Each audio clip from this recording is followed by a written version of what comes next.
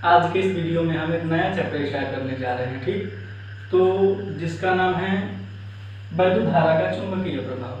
वैद्युत धारा का चुंबकीय प्रभाव, इसमें थोड़ा सा इंट्रोडक्शन होगा और उसके बारे में हम इसमें ओस्टेड का प्रयोग देखेंगे और बायो-सेवर्ट का नियम देखेंगे। तो चलिए स्टार्ट करते हैं। आप लोगों को बता दें कि आज से लगभग 2000 साल पहले भी लोग इलेक्ट्रिसिटी और मैग्नेटिज्म के बारे में जानते थे, लेकिन इन दोनों चीज़ों को, इलेक्ट्रिसिटी और मैग्नेटिज्म को अलग अलग जानते थे, एक दूसरे से रिलेटेड नहीं जानते थे। दोनों को एक दूसरे से स्वतंत्र माना जाता था। लेकिन धीरे धीरे परिवर्तन हुआ और परिवर्तन के बाद एक साइंटिस्ट आए ओस्टेड, जिन्होंने बताया कि जो इलेक्ट्रिसिटी और मैग्नेटिज्म होता है दोनों अलग अलग चीज़ें, बिल्कुल अलग अलग चीज़ें नहीं होती हैं, एक दूसरे से रिलेटेड भी होती हैं। तो चलिए हम आप लोग हेडिंग दे दीजिए ओस्टेड का प्रयोग।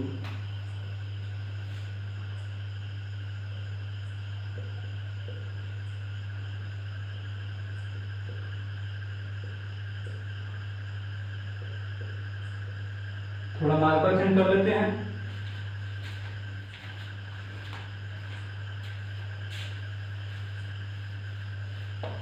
तो हेडिंग दे दीजिए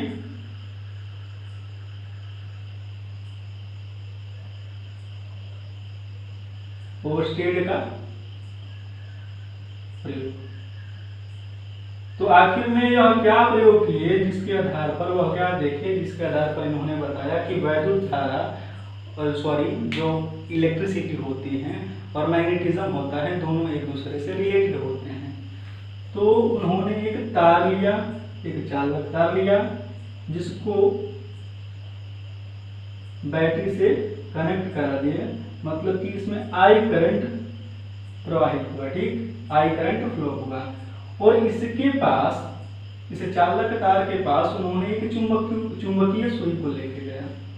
वो क्या किए, इस चालक तार के पास एक चुंबकीय सुई को लेकर गए और उन्होंने देखा कि इस चुंबकीय सुई में डिफ्लेक्शन हो रहा है। डिफ्लेक्शन मतलब कि उन्होंने देखा कि चुंबकीय सुई में डिफ्लेक्शन हो रहा, मतलब कि चुंबकीय सुई में विक्षेप उत्पन्न हो रहा, कुछ इस प्रकार। उन्होंने देखा कि चुंबकीय सुई में विक्षेप उत्पन्न हो रहा है। और जब ये करंट की दिशा को बदल दिए, जब ये करंट की दिशा को उल्टा कर दिए, तो उन्होंने देखा कि जो डिफ्लेक्शन है वो भी उल्टा हो गया। उन्होंने जब करंट के डायरेक्शन को बदल दिया तो ये देखे कि जो डिफ्लेक्शन यहाँ पे ऐसे हो रहा था, और जब करंट के डायरेक्शन को बदले तो डिफ्लेक्शन भी बदल गया, चुंबकीय सुई में विक्षेप भी उल्टा हो गया। धारा ऐसे जा रही थी तो डिफ्लेक्शन ऐसे हो रहा था, लेकिन जब हम धारा को उल्टा कर दिए, धारा के दिशा को उल्टा कर दिए, तो चुंबकीय सुई में डिफ्लेक्शन भी उल्टा हो गया, ठीक। तो इसी के आधार पर उन्होंने बताया कि जो चालक तार होता है जिसमें करंट जा रहा हो, करंट कैरिंग वायर होता है, उसके पास में चुंबकीय क्षेत्र उत्पन्न होता है, जिसकी वजह से इस चुंबकीय सुई में विक्षेप उत्पन्न होता है। क्या उत्पन्न होता है, चुंबकीय क्षेत्र। इस चालक तार के पास चुंबकीय क्षेत्र होता है। तो अब बात कर लेते हैं कि चुंबकीय क्षेत्र क्या होता है। बात कर लेते हैं अब कि चुंबकीय क्षेत्र यह क्या होता है। तो किसी चुंबक के चारों ओर का वह क्षेत्र, किसी चुंबक के चारों ओर का वह क्षेत्र जहां पे चुंबक के प्रभाव का अनुभव किया जाता है, जहां पे चुंबक के प्रभाव का अनुभव किया जाता है, उसे ही कहते हैं चुंबकीय क्षेत्र। इसे बी से डिनोटेट करते हैं, यह एक सदिश राशि होती है, ठीक। और इसका मात्रक होता है न्यूटन पर एम्पीयर इंटू मीटर या वेबर पर मीटर स्क्वायर। इसको टेस्ला भी कहते हैं, वेबर प्रति मीटर स्क्वायर या न्यूटन प्रति एम्पीयर मीटर या टेस्ला भी कहते हैं। चुंबकीय क्षेत्र एक सदिश राशि होती है जिसका मात्रक न्यूटन प्रति एम्पीयर इंटू मीटर या वेबर प्रति मीटर स्क्वायर या टेस्ला होता है, ठीक। तो क्या किसी धारावाही चालक, किसी करंट कैरिंग वायर के पास चुंबकीय क्षेत्र उत्पन्न हो जाता है तो यह चुंबक की भांति व्यवहार करता है। हाँ 100% करता है। किसी भी धारावाही चालक के पास अगर हम चुंबकीय सुई को ले जाते हैं तो उसमें विक्षेप उत्पन्न होता है। अगर आप लोग चाहें तो प्रैक्टिकली कर सकते हैं, चाहे उस जो वायर है इस पे प्लास्टिक का कवर भी हो, फिर भी आप लोग इसमें करंट का फ्लो हो रहा है, अगर चुंबकीय सुई उसके पास ले जाएंगे तो उसमें डिफ्लेक्शन होगा, मतलब कि चुंबकीय सुई में विक्षेप होगा तो चुंबकीय क्षेत्र उत्पन्न होगा, क्योंकि चुंबकीय सुई विक्षेप कब करता है, जब उसको चुंबकीय क्षेत्र में ले जाते हैं। ठीक, यहाँ तक नोट कर लीजिए, मिटा दें।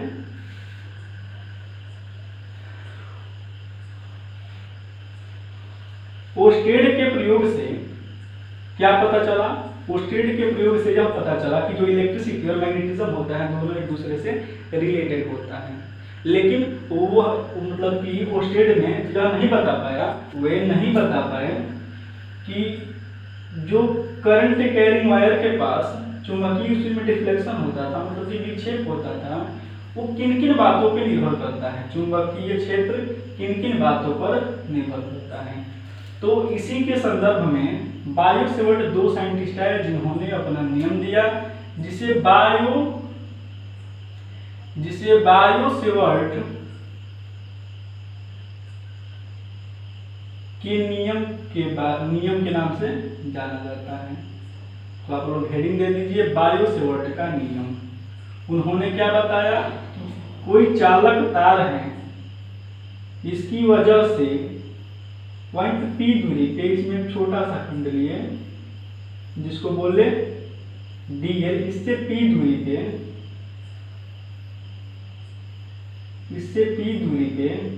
इससे R दूरी पे पॉइंट P लिया। इन्होंने एक चालक तार लिया, उस चालक तार के छोटे के खंड को लिया और उस छोटे से खंड से R दूरी पर एक पॉइंट P लिया, और इस पॉइंट P पर उन्होंने देखा कि जो B आ रहा वो किस प्रकार से आ रहा, मतलब कि B होता है वो किस तरीके से किस प्रकार से निर्भर करता है। तो उन्होंने देखा यह DL है तो DL की वजह से DB चुंबकीय क्षेत्र होगा, तो चुंबकीय क्षेत्र DB proportional I DL sine theta, मतलब कि I की वैल्यू बढ़ाते हैं तो B की वैल्यू बढ़ती है, DL की वैल्यू बढ़ाते हैं तो B की वैल्यू बढ़ती है, साइन थीटा की वैल्यू बढ़ाते हैं तो D की वैल्यू बढ़ती है। तो साइन थीटा मतलब कि DL और L के बीच की ज्या, मतलब कि साइन थीटा में थीटा क्या है, DL और L के बीच का एंगल है। DL और L के बीच का एंगल को थीटा ले लें तो साइन थीटा में थीटा क्या है, DL और L के बीच का कोण है, थीटा DL तथा R के बीच का कोण है। ठीक, अब इन्होंने अभी देखा कि DB proportional 1/r², DB proportional I, DB proportional DL, DB proportional sine theta और DB प्रोपोर्शनल 1/r², मतलब कि I की वैल्यू को बढ़ाएंगे तो B की वैल्यू बढ़ेगी, DL की वैल्यू बढ़ाएंगे तो B की वैल्यू बढ़ेगी, साइन थीटा की वैल्यू बढ़ाएंगे तो B की वैल्यू बढ़ेगी, और R की वैल्यू बढ़ाएंगे तो B की वैल्यू घटेगी। ठीक, तो इन चारों को हम कंबाइन कर दे रहे हैं, तो कह सकते हैं कि DB proportional I DL sine theta upon r²।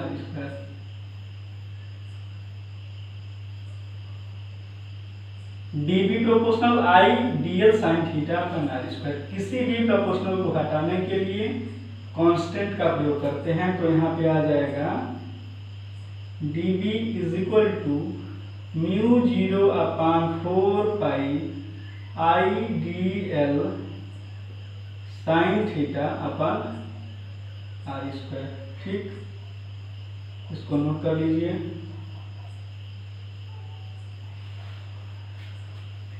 DB is equal to μ0/4 pi I DL sine theta upon r²। अब यहाँ पे बात कर लेते हैं म्यू 0 अपन 4 पाई की। म्यू 0 अपन 4 पाई जिसकी वैल्यू होती है 10⁻⁻⁷। ठीक, म्यू 0 क्या होता है, तो म्यू 0 को निर्वात की चुंबकशीलता कहते हैं। चुंबकशीलता कहते हैं। म्यू 0 क्या होता है, निर्वात की चुंबकशीलता। म्यू 0 अपन 4 पाई की वैल्यू 10⁻⁻⁷। और म्यू 0 क्या होता है, म्यू 0 निर्वात का चुंबकशीलता होता है। ठीक, अब यहाँ पे बात कर लेते हैं म्यू 0 का मात्रक क्या होता है। म्यू 0 का मात्रक तो हम जानते हैं कि जो B का मात्रक होता है, चुंबकीय क्षेत्र का मात्रक होता है न्यूटन पर एम्पियर इंटू मीटर।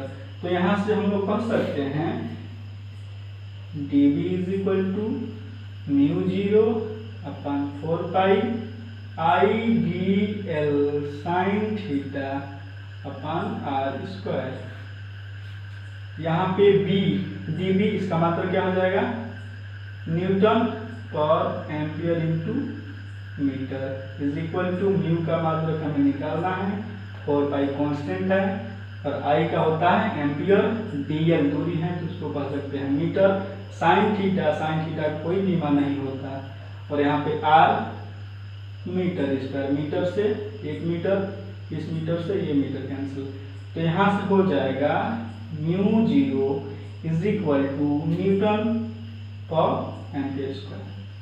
न्यूटन पर एम्पियर स्क्वायर मतलब कि जो म्यू 0 का मात्रक होता है न्यूटन प्रति एम्पियर स्क्वायर होता है। और म्यू 0 अपन 4 पाई की वैल्यू 10⁻⁻⁷। म्यू 0 अपन 4 पाई की वैल्यू 10⁻⁻⁷, इसको पढ़ सकते हैं 10⁻⁷ न्यूटन पर एम्पियर स्क्वायर। अब यहाँ पे हम इसका बीमा निकाल दें, ठीक, तो हम इसको मिटा देते हैं।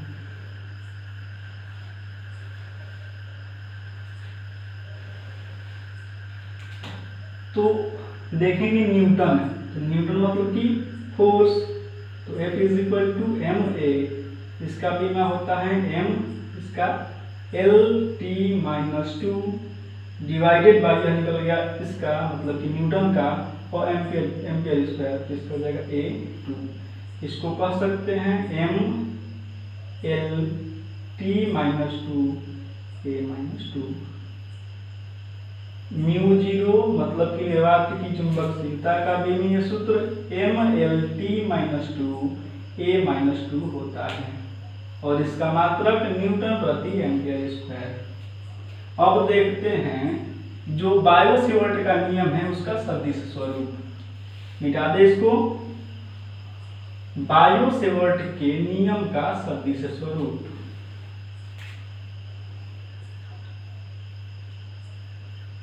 सदिश स्वरूप हम जानते हैं कि dB = म्यू 0 अपन 4 पाई IDL sin theta upon r²।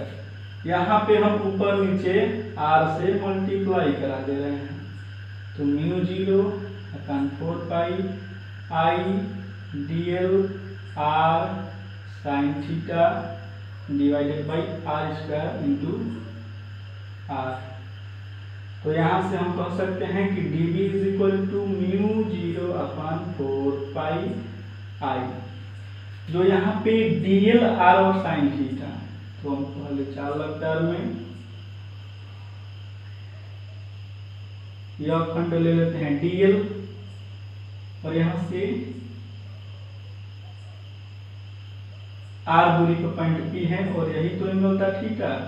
Theta किस किस के बीच का एंगल था, DL और r के बीच का एंगल था। तो इस तरीके से DL dot r sin theta को हम लिख सकते हैं DL क्रॉस r, इस पर वेक्टर आ जाएगा, यह भी वेक्टर और यह तो वेक्टर होता ही है r³ वेक्टर r³।